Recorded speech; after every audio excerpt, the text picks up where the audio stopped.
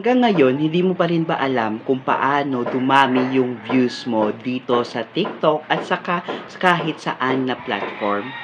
Yung formula kasi dapat alam mo lang kung sino yung kinakausap mo at bumigay ka or magbigay ka ng maraming value sa kanila. So next is dapat maging consistent ka sa ginagawa mo na pagbibigay ng value. Halimbawa na mismo yung isang araw na hindi ka nakapag-put up ng content, bumalik ka lang pagkatapos ng isang araw. Okay? Tapos, i-review mo every month kung ano ba yung nag-work sa mga content na ginagawa mo.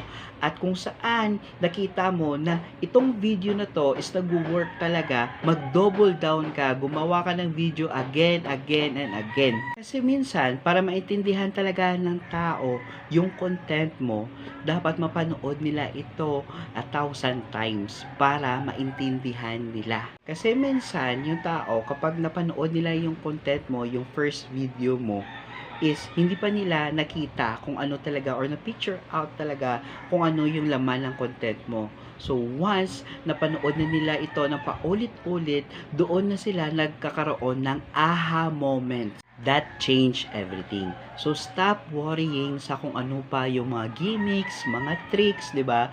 Mga hashtag na dapat mong gamitin. Yung mag-focus ka lang mismo mag-create ng magandang content that actually helps people. Now, gusto mo bang malaman kung paano ka maging affiliate sa Timo? Actually guys, ito yung benefit once naging Timo affiliate ka. First, meron kang 30% commission sa lahat ng product.